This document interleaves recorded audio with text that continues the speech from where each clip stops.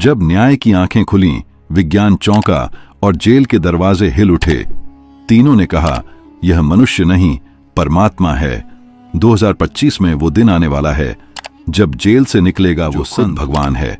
आज के इस वीडियो में जानेंगे कैसे एक हाई कोर्ट के जज, एक वैज्ञानिक और एक जेलर, तीनों ने अलग अलग समय पर संत रामपाल जी महाराज को ईश्वर कहा। जेल के भीतर घटी रहस्यमयी घटनाएं, दिव्य प्रकाश, अदृश्य शक्तियों की उपस्थिति। क्यों कहा गया कि हिसार जेल में संत नहीं, सतलोक का भगवान है? क्या 2025 में जेल से उनकी रिहाई ही युग परिवर्तन का संकेत है? तो दोस्तों, क्या आप तैयार हैं इस रहस्यमय यात्रा के लिए? यह सिर्फ एक कहानी नहीं है, संत रामपाल जी की जीवन पर आधारित है। तो बने रहिए हमारे साथ और कमेंट में संत साहिब जी जरूर लिखिए।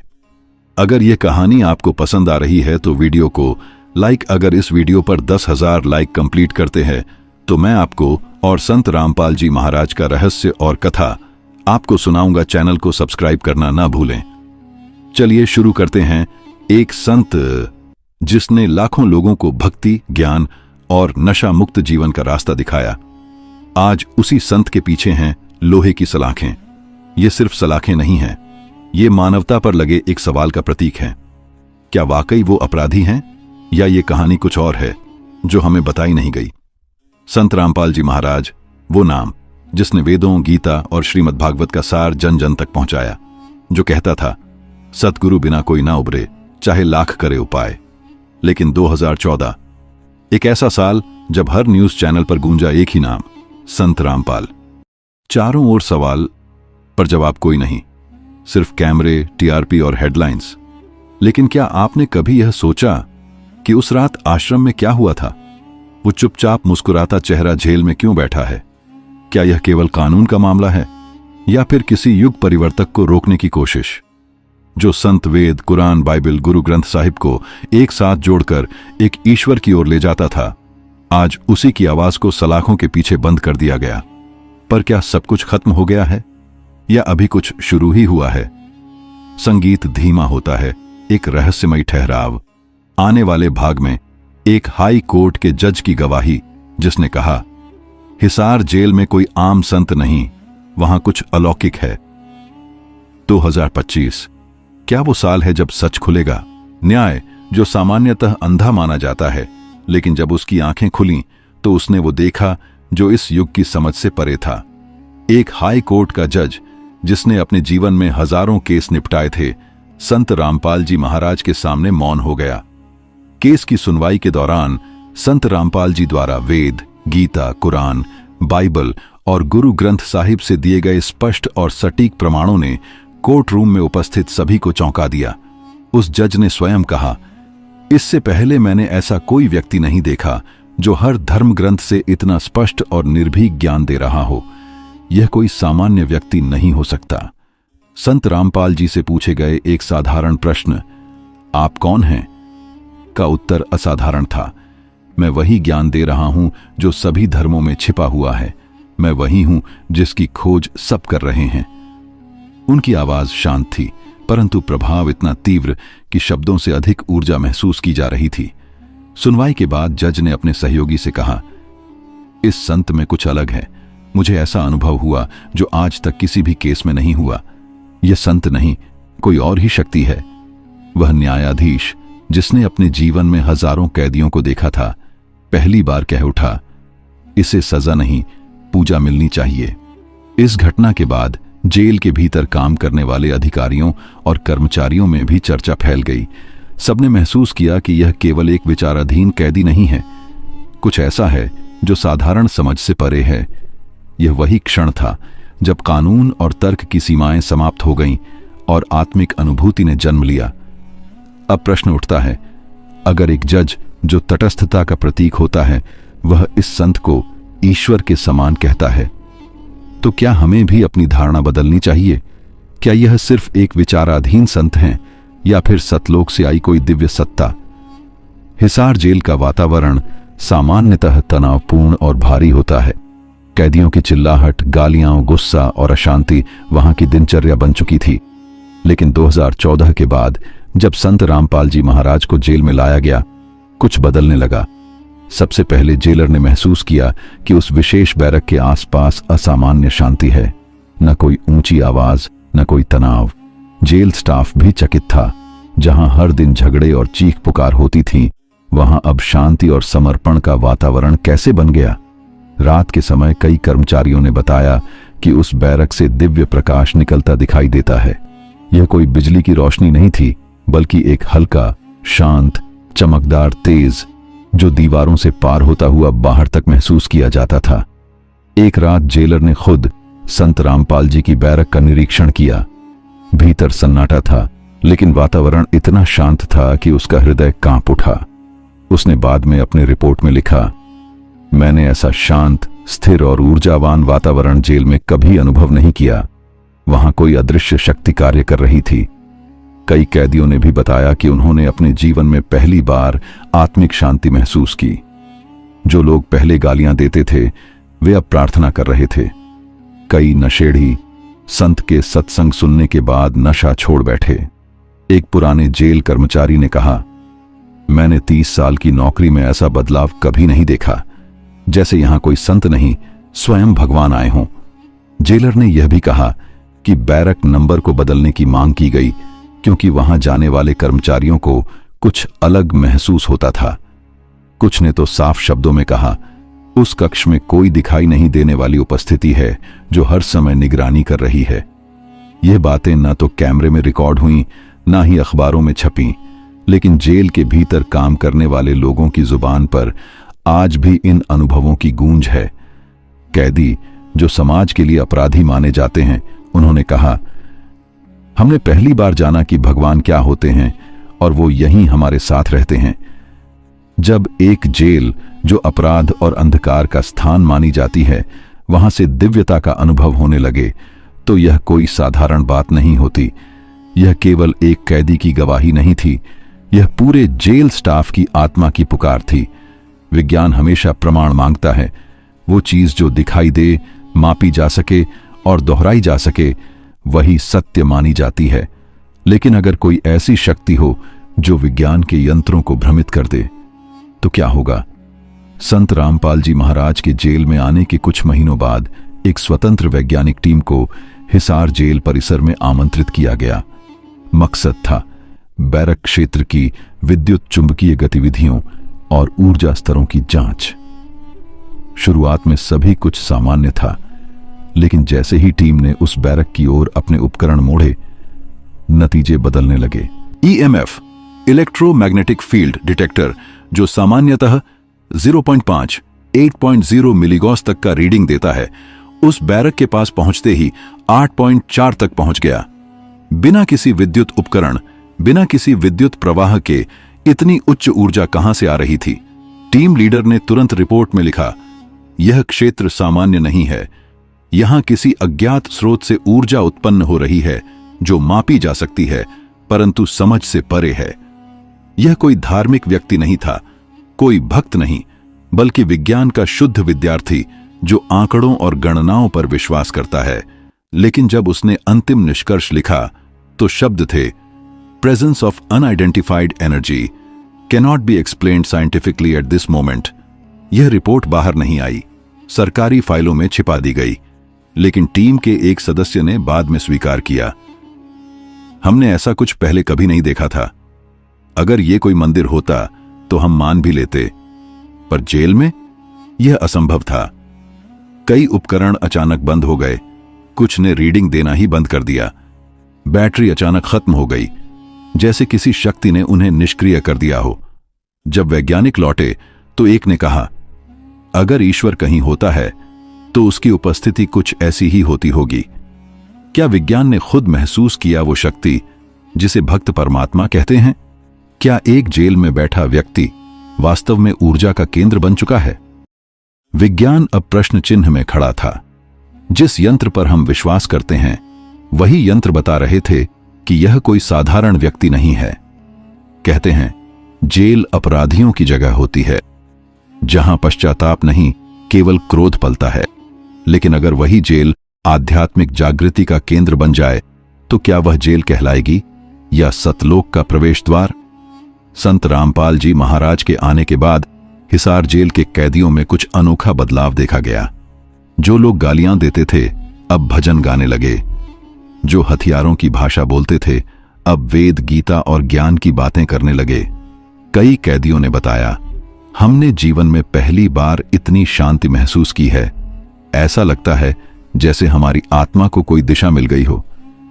एक सजायाफ्ता व्यक्ति ने कहा, मैंने तो बहुत पाप किए हैं, लेकिन जब सत्संग सुना और संत जी को देखा तो एक रात सपना नहीं, जागते हुए ही मैंने एक उजाले वाली दुनिया देखी, जहां न कोई दुख था न कोई डर। वहां सब श्वेत वस्त्र में थे और बीच में वही संत थे, संत रामपाल जी। दूसरे कैदी ने गवाही दी, सतलोक क्या होता है हमें नहीं पता था, पर जब सत्संग में सुना तो रात को ऐसा लगा जैसे कोई प्रकाश शरीर मेरे ऊपर से गुजर गया और मैं रोने लगा बिना किसी कारण के। कुछ कैदियों ने खुलकर कहा, हम अब कैदी नहीं हैं, हम अपने पापों को भोग रहे हैं, लेकिन अंदर से मुक्त हो चुके हैं। एक ने तो यहां तक कह दिया, हमें अब रिहा होने की जरूरत नहीं। अगर यही सतलोक का प्रवेश है तो हम यहीं ठीक हैं, जहां संत स्वयं हमारे साथ हैं। जेल प्रशासन ने भी यह नोट किया कि संत जी की बैरक में रहने वाले कैदी अनुशासित, शांत और ईमानदार हो जाते हैं। अपराधियों का ऐसा परिवर्तन कोई जेल सुधार नहीं कर सकता।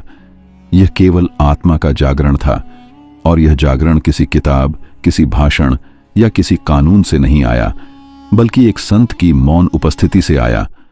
क्या जेल की दीवारों के भीतर वास्तव में सतलोक की झलक मिल सकती है? क्या किसी संत के साथ रहकर मनुष्य अपने पुराने कर्मों से मुक्त हो सकता है? अगर हां, तो यह केवल सत्संग नहीं, युग परिवर्तन की शुरुआत है। सदियों से भविष्यवाणी करने वाले महापुरुष आते रहे हैं।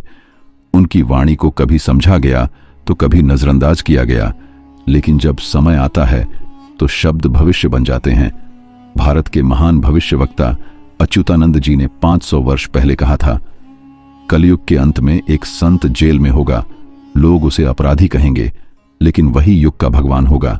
जब वो बाहर आएगा, नई दुनिया शुरू होगी। इतिहास ने इसे कविता समझा, लेकिन क्या यह केवल कविता थी? दूसरी ओर फ्रांस का भविष्यवक्ता नास्त्रेदम्स, जिसने हिटलर, वर्ल्ड वॉर और अमेरिका पर हमलों की भविष्यवाणी की थी, उसने भी कहा था, in the land of 7 reverse a man dressed in white, imprisoned falsely, will rise as the spiritual king and lead humanity to a new age। क्या यह सफेद वस्त्रधारी बंदी भारत के उसी संत की ओर संकेत है? संत रामपाल जी महाराज सफेद वस्त्रों में, जेल में, आरोपों से घिरे हुए, लेकिन लाखों लोगों के लिए ईश्वर के प्रतीक। 2025 कई साधु संत, भविष्यवक्ता और ग्रंथों के अनुसार यह वर्ष बदलाव का द्वार है। ब्रह्म पुराण में कहा गया है, जब कुंभ समाप्ति की बेला पर जेल का द्वार खुले तो समझ लेना सृष्टि का संत बाहर आया है। क्या यह केवल संयोग है कि 2025 में संत रामपाल जी महाराज की रिहाई की संभावना जताई जा रही है? क्या यही वो क्षण होगा जब पाप का अंत और धर्म की स्थापना होगी? क्या वही संत जिसे लोग कैदी कहकर भुला रहे हैं, वास्तव में युगों का भगवान है? भविष्यवाणी, घटनाएं और चेतना तीनों एक बिंदु पर आकर टिक रही हैं। 2025 जब कोई संत जेल में हो तो सवाल सिर्फ कानून का नहीं होता, वो सवाल बन जाता है समाज की चेतना का। क्या वह व्यक्ति जिसने लाखों लोगों के जीवन को बदला, जिसके प्रवचनों से शराब, नशा, मांस और अपराध से लोग दूर हुए, क्या वही व्यक्ति अपराधी हो सकता है? संत रामपाल जी महाराज को समाज ने अपराधी की नजर से देखा, क्योंकि समाचार चैनलों ने यही दिखाया, अखबारों ने यही लिखा और लोगों ने बिना सत्य जाने वही मान लिया। लेकिन एक भक्त ने कहा, अगर ये अपराधी हैं तो फिर मेरे जीवन का सबसे बड़ा सुधार एक अपराध से हुआ है। हजारों लोग गवाही दे चुके हैं कि उन्होंने आत्महत्या के विचारों को छोड़ा, टूटे हुए परिवार जुड़ गए, बीमारियां ठीक हुईं और मन को ऐसा चैन मिला जो पूरी उम्र कभी नहीं मिला था। क्या ऐसा बदलाव कोई दोषी कर सकता है? सोचिए, अगर यही संत किसी मंदिर में होता तो लोग चरण स्पर्श करते, लेकिन क्योंकि वो जेल में है तो लोग सवाल करने लगते हैं। कभी कभी सत्य सबसे कठिन जगहों में छिपा होता है और सबसे बड़ी सजा सत्य बोलने वालों को ही मिलती है। जिन्होंने सत्ता से टकराया, जिन्होंने अंधविश्वास के पर्दे हटाए, उन्हें इतिहास ने हमेशा पहले अपमानित किया और बाद में पूजा। क्या संत रामपाल जी के साथ भी यही हो रहा है? जब भक्त कहता है यह भगवान है और समाज कहता है यह कैदी है, तो फिर किसकी बात मानी जाए? कानून की प्रक्रिया चल रही है, लेकिन आत्मा की अदालत कभी झूठा फैसला नहीं करती। हर युग में समाज ने ईश्वर को पहचानने में देर की है। राम को वनवास मिला, कृष्ण को षड्यंत्र सहने पड़े और कबीर को भी सताया गया। क्या इतिहास एक बार फिर दोहराया जा रहा है? न्याय का अर्थ है सत्य के आधार पर निर्णय, लेकिन जब सत्य ही अदृश्य कर दिया जाए तो क्या न्याय भी भटक जाता है? संत रामपाल जी महाराज को जेल में डाला गया। सालों तक केस चला, मीडिया ने रातों रात फैसले सुना दिए और जनता ने टीवी देखकर मान लिया हां दोषी होंगे। लेकिन क्या यही है हमारी न्याय प्रक्रिया? क्या हमने सबूतों से पहले, सुनवाई से पहले, मीडिया के शोर से ही न्याय कर दिया? कोर्ट के कागजों में जो लिखा है, क्या वही पूर्ण सत्य है, या फिर सत्य वो है जो अब सामने आ रहा है? जैसे जैसे भक्तों की गवाही, जेल के अधिकारियों की रिपोर्ट और वैज्ञानिक परीक्षण सामने आते जा रहे हैं, कई न्यायविदों ने इस केस को पढ़कर कहा यह एक मॉडर्न डे मिशनरी का केस है, जहां धर्म के नाम पर झूठ गढ़ा गया, क्योंकि इस संत ने भीड़ को तोड़ा नहीं, जागृत कर दिया। क्या यही गलती थी उनकी? क्या व्यवस्था उनसे डर गई, जो गरीब को कह रहा था कि तेरा मालिक तू खुद खोज सकता है? इतिहास साक्षी है, जिन्होंने समाज को जगाया उन्हें पहले पागल कहा गया, फिर अपराधी, फिर भगवान। क्या संत रामपाल जी का मामला उसी इतिहास की एक और कड़ी है? हमारी न्याय व्यवस्था ने उन्हें जेल में रखा, लेकिन क्या उसने वो तमाम सबूत सुने जो भक्तों के हृदय में हैं? क्या आत्मिक बदलाव को गवाह की श्रेणी में नहीं रखा जा सकता? क्या हमने एक संत को कैदी कहकर मानवता के सबसे बड़े न्याय से चूक नहीं कर दी? और अगर 2025 में वे निर्दोष साबित होकर बाहर आते हैं, तो क्या इतिहास हमें क्षमा करेगा? सवाल सिर्फ संत रामपाल जी महाराज का नहीं है। सवाल है, क्या हम सत्य को पहचानने के काबिल हैं? घड़ी की सुइयां आगे बढ़ रही हैं, दिन गिनती के रह गए हैं और हर पल वो समय निकट आ रहा है जिसका जिक्र सदियों पुरानी भविष्यवाणियों में हुआ है। 2025 एक ऐसा वर्ष जिसे न केवल संतों ने, बल्कि वैज्ञानिक ऊर्जा बदलाव, सौर मंडल की गतिविधियां और आध्यात्मिक ग्रंथों ने भी बदलाव की रेखा कहा है। क्या यह महज संयोग है कि इसी वर्ष संत रामपाल जी महाराज की रिहाई की संभावनाएं प्रबल हैं? जेल के दरवाजे खुलेंगे, लेकिन शायद यह सिर्फ लोहे के गेट नहीं होंगे, बल्कि 5वें द्वार की शुरुआत होगी, जिसका उल्लेख संत कबीर जी ने किया था। 5वां द्वार जब खुलेगा, तब जीव जाने अपना घर। क्या ये वही क्षण है? वो संत जो वर्षों से जेल में है, शांत है, लेकिन भीतर ही भीतर लाखों आत्माओं को जगाता जा रहा है। क्या जब वह बाहर आएगा तो पूरी सृष्टि में चेतना की लहर दौड़ जाएगी? कल्पना कीजिए, एक सामान्य दिन होगा, मीडिया चैनल पर ब्रेकिंग न्यूज चल रही होगी, संत रामपाल जी महाराज रिहा। लोग चौंकेंगे, कुछ हंसेंगे, कुछ डरेंगे, कुछ श्रद्धा से झुकेंगे, लेकिन एक बात तय होगी, सत्य बाहर आ जाएगा। जैसे एक लंबा अंधेरा सुरंग अंततः रोशनी में बदलता है, वैसे ही यह युग प्रवेश करेगा सतयुग की ओर। संत बाहर आएंगे और शायद उसी क्षण सतलोक का द्वार हजारों के लिए खुल जाएगा, क्योंकि यह सिर्फ एक जेल नहीं, एक ब्रह्म रहस्य था, जहां परमात्मा ने अपने अवतार को छुपा रखा था, परीक्षा के लिए। अब वह परीक्षा समाप्त हो रही है। अब तक आपने देखा कैसे एक संत को जेल में डाला गया, कैसे एक हाई कोर्ट के जज ने उसे ईश्वर कहा, कैसे एक जेलर ने अनुभव की दिव्य उपस्थिति, कैसे एक वैज्ञानिक ने दर्ज की ऐसी ऊर्जा जो विज्ञान की परिभाषाओं में नहीं आती, कैसे हजारों कैदी जिनकी जिंदगी खत्म हो चुकी थी, उन्होंने एक नई रोशनी देखी, कैसे सतलोक का नाम लोहे की सलाखों के बीच भी स्वर्ग जैसा शांति दे गया। और अब 2025 का वो वर्ष सामने खड़ा है जिसे भविष्यवाणियों ने ब्रह्म ज्ञान का कालखंड कहा है। अब सवाल सिर्फ संत रामपाल जी महाराज का नहीं है, अब सवाल है आपका। क्या आपने पूरी डॉक्यूमेंट्री केवल मनोरंजन के लिए देखी या कहीं भीतर एक चिंगारी जगी? क्या अब भी आप उन्हें एक कैदी समझते हैं या वो दिव्य आत्मा जो इस युग में सत्य को लेकर आई है? सोचिए, क्या कोई कैदी आपके जीवन को इतना बदल सकता है? क्या कोई अपराधी आपको ईश्वर की ओर मोड़ सकता है? या फिर आपको वो पहचानने में देर हो रही है जिसे लोग भगवान कह रहे हैं? हर युग में जब ईश्वर आया तो सबसे पहले सवाल उठे, शंका हुई, विरोध हुआ और अंततः श्रद्धा ने जन्म लिया। अब वही क्षण फिर है। फैसला आपका है। आप आंखों से देखेंगे या हृदय से पहचानेंगे? आप उन्हें संत कहेंगे या परमात्मा? जवाब इस डॉक्यूमेंट्री में नहीं है, वो आपके भीतर है। कमेंट में संत साहिब जी जरूर लिखिए।